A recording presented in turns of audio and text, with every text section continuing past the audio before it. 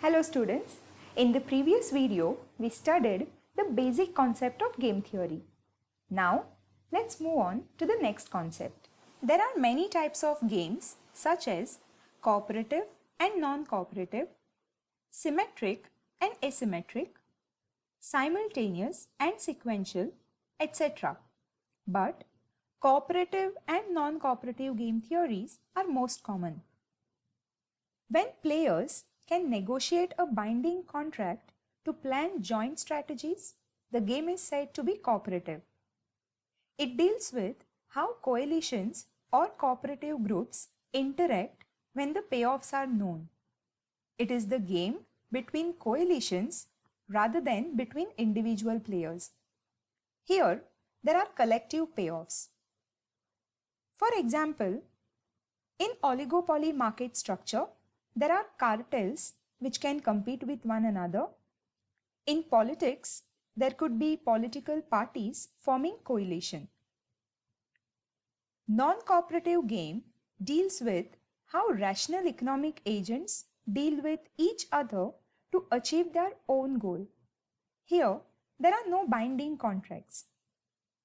Non-cooperative game theory analyzes several games. Now, let us analyze one non-cooperative game, that is Nash equilibrium. In 1951, American mathematician John Nash developed the equilibrium concept. It is known by his name Nash equilibrium.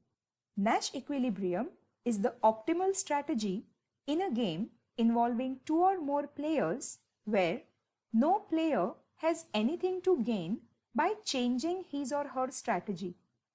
As per Nash equilibrium, both the players would try to take the best possible action given the opponent's action. Let's take the same example given in my previous video. Paul and Ron are business competitors. They can choose between two strategies, that is, whether to advertise their product or do not advertise. Please observe all the cells in our matrix. The best strategy for both competitors is not to advertise as the payoffs are higher. But there is a risk. If Paul decides not to advertise but Ron advertises, Paul gets 20 and Ron gets 25. Similarly, if Ron decides not to advertise but Paul advertises, Paul gets the payoff 50 and Ron gets 10.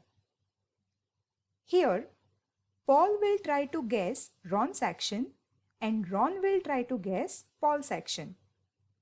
Paul assumes that Ron will advertise, so it's better for him to advertise and get the payoff 30. Because if Paul doesn't advertise, payoff will be less, that is 20. Ron will think that Paul will advertise, therefore he will also advertise and get payoff 15. Because if Ron doesn't advertise, payoffs are less, that is 10. And hence, our equilibrium is 30, 15. So, the Nash equilibrium in this advertising game is that both competitors advertise. Why? In this game, neither Paul nor Ron would benefit anything by changing the strategy while the rival kept his strategy unchanged. All players are satisfied with their game choices. If we observe, it is actually a suboptimal equilibrium. If both the players do not advertise, their payoffs are certainly more, that is 40 for Paul and 20 for Ron. But no player can take chance assuming that rival will advertise. This may happen due to lack of communication and cooperation as it is the competitive environment. In some other games, there can be two Nash equilibriums. This usually occurs in games with more complex elements.